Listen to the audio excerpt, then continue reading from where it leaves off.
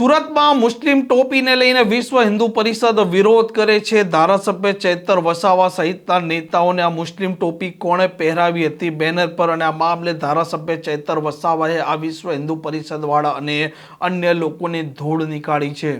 વૈષ્ણવજન તો તેને કહીએ જે પીડ પરાઈ જાનાને રે।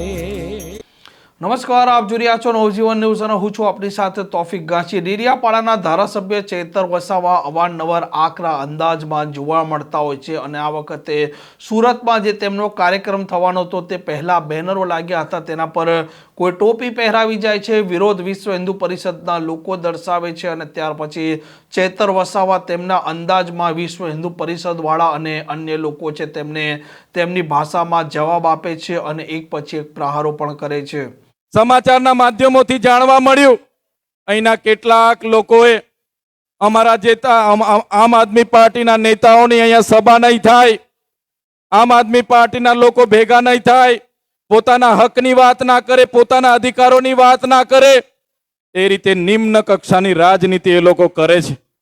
ત્યારે એવા નિમ્ન કક્ષાની રાજનીતિ કરનારા એ ભાજપના લોકોને પણ હું કહેવા માંગુ છું, અમે માન્ય કેજરીવાલજીના સૈનિકો છે, અમે આમ આદમી પાર્ટીના સૈનિકો છે, અમે ગુજરાતની જનતાના અવાજ છે। તમારી આ નિમ્ન કક્ષાની રાજનીતિથી અમે ડરવાવાળા લોકો નથી, અમે તમારી સામે લડવાવાળા લોકો છે, અમે ક્યારે તમને ડરવાવાળા લોકો નથી। સાથીઓ, જ્યારે તમે શિક્ષણની વાત કરો ત્યારે આ ભારતીય જનતા પાર્ટીના લોકો તમને ભારત પાકિસ્તાનની વાત કરશે, તમે રોજગારની વાત કરશો તો આ ભાજપના લોકો તમને હિન્દુ મુસ્લિમની વાત કરશે, તમે મૂળભૂત સુવિધાઓની વાત કરશો તો તમને મસ્જિદ અને મંદિરની વાત કરશે। આ એમણે લોકોને ગેરમાર્ગે દોરવા માટે ના પ્રયાસો એ લોકો કરે છે।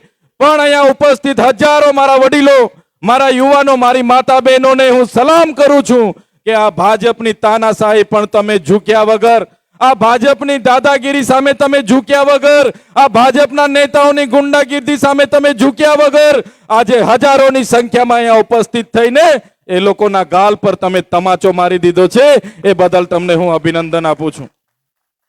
સાથે ભાજપના લોકોને આ મંચ પરથી કહેવા માંગુ છું, સાંભળી લે એ લોકો, અમે કોઈ કોંગ્રેસના આલિયા માલિયા લોકો નથી, અમે આમ આદમી પાર્ટી અરવિંદ કેજરીવાલજીના સૈનિકો છે। અમને સણસેડશો નહીં, અને અમને જે દિવસે સણસેડવાનું કામ કરશો તો ઈંટનો જવાબ પથ્થરથી આપવા માટે પણ અમે તૈયાર છે।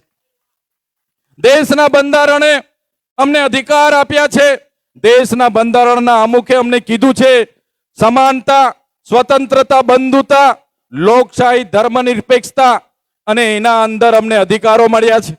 અમે કોઈ પણ મહોલ્લામાં મીટિંગ કરી શકીએ છીએ, કોઈ પણ જગ્યાએ અમારી સભા કરી શકીએ છીએ।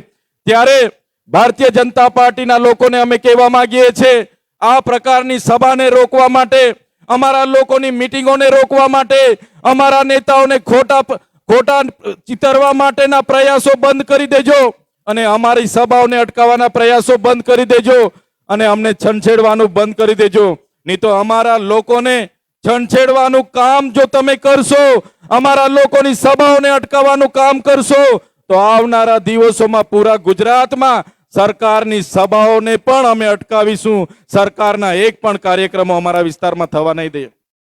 ત્યારે સાથીઓ, ભાજપની સરકાર, એમના નેતાઓ આજે ડરેલા છે, આમ આદમી પાર્ટીથી ડરેલા છે, અને આમ આદમી પાર્ટીની મીટિંગો અટકાવવાનું કામ કરે છે, અમને ચિતરવાનું કામ કરે છે, અમને ટોપીઓ પહેરાવીને બેનરો લગાડવાનું કામ કરે છે, અમને ખોટી ખોટી ધર્મની વાતો ફેલાવવાનું કામ કરે છે। ત્યારે એવા ધર્મ રક્ષકોને પણ કહેવા માંગુ છું, અમે એવા સમાજમાંથી આવીએ છીએ, અમારા એવા પૂર્વજોનો ઇતિહાસ છે, અમારો ઇતિહાસ છે। તમે રામાયણ ઉઠાવીને વાંચી લેજો, રામ ભગવાન સાથે જે સબરી માતાનો ઉલ્લેખ કરવામાં આવે છે એ અમારા પૂર્વજ હતા। તમે મહાભારતનો ઇતિહાસ તમે વાંચી લેજો, એમાં જે એકલવ્ય છે, એમાં જે નિષાદ રાજા છે, હનુમાનજીનો ઉલ્લેખ થાય છે, સુગ્રીવજીનો ઉલ્લેખ થાય છે, એ અમારા પૂર્વજ હતા। તમે મહારાણા પ્રતાપનો ઇતિહાસ વાંચી લેજો, જ્યારે મહારાણા પ્રતાપ સાથે એમના પોતાના ભાઈ પણ નહોતા, અને અકબર સામે જ્યારે લડવાનું થયું ત્યારે પૂંજા ભીલની આખી સેના હતી મહારાણા પ્રતાપ સાથે હલ્દી ઘાટમાં.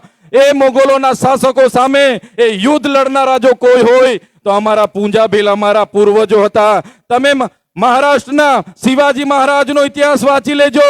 જ્યારે શિવાજી મહારાજ સાથે પોતાના સગાઓ પણ નહોતા ત્યારે એમની સાથે જે દુદાબીલની સેના હતી એ દુદાબીલે અમારા પૂર્વજ હતા. અમારા પૂર્વજોએ આટલું મોટું યોગદાન આપ્યું હોય અને તમને અમે ધર્મની વાત અમને શીખવાડવા માટે આવો, અમને ટોપી પહેરાવવાની વાત કરો, અમારા નામના બેનરો તમે સાઈન લગાડવાની વાત કરો તો અમે ક્યારે સાખી નથી લેવાના. એ ભાજપના નેતાઓને પણ આ મંચ પરથી કહેવા માંગુ છું, અમે આમ આદમી પાર્ટીના કાર્યકરો છે.